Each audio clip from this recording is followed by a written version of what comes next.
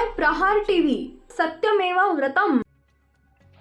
राज्याचे उपमुख्यमंत्री अजित पवार यांचं विमान दुर्घटनेत दुर्दैवी निधन झालं असून यामुळे राज्याच्या राजकारणात एकच खळबळ उडाली आहे। एकीकडे पवार कुटुंबावर दुःखाचा डोंगर कोसळला असताना दुसरीकडे आगामी दिवसांमध्ये हेच पवार कुटुंब महाराष्ट्रातील राजकारणाच्या केंद्रस्थानी असणार आहेत। याच कारण अजित पवारांच्या जाण्यानं राष्ट्रवादी काँग्रेसचं नेतृत्व हरपलं असून आता आगामी दिवसात पक्षांसंदर्भातील निर्णय आणि रणनीती याकडे सर्वांचं लक्ष असेल। यातील सर्वात महत्त्वाचा मुद्दा म्हणजे दोन्ही राष्ट्रवादी काँग्रेस एकत्र येणार का।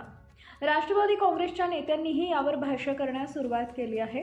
प्रदेशाध्यक्ष शशिकांत शिंदे यांनी दोन्ही राष्ट्रवादी काँग्रेसच्या विलीनीकरणावर भाष्य केलंय। आता सत्य बोलावंच लागेल। महापालिका निवडणुकीनंतर एकत्र येऊ असं अजित पवार म्हणाले होते। बैठकाही झाल्या। अजितदादा हे शरद पवारांकडे बघूनच म्हणत होते। आता त्या दृष्टीनं आमची वाटचाल सुरू होईल असं सूचक विधान त्यांनी केलं आहे। अजित पवार यांनीही एका जाहीर सभेत आम्ही एकत्र आल्यावर इतरांच्या पोटात का दुखतं असा प्रश्न विचारला होता। पुढील काही दिवसात खासदार सुनेत्रा पवार यांचे हंगामी अध्यक्ष म्हणून निवड केली जाण्याची शक्यता आहे, पण सुनेत्रा पवार यांच्याकडे संघटनात्मक किंवा राजकीय अनुभव नसल्यानं ती अडचण ठरू शकते। मुलगा पार्थ आणि जय पवार यांच्याकडेही नेतृत्व सोपवण्या इतका अनुभव नाहीये।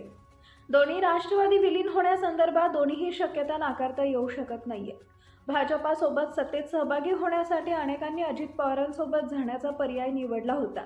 शरद पवार जर भाजपसोबत युतीसाठी तयार असतील तरच हे सर्व त्यांना साथ देतील अशी शक्यता आहे, अन्यथा ते शरद पवारांचं नेतृत्व स्वीकारणार नाहीत। अनेक नेते आमदारांनी शरद पवारांसोबत जाऊन विरोधी पक्षात बसावं अशी इच्छा नाही, अशी सूत्रांची माहिती आहे।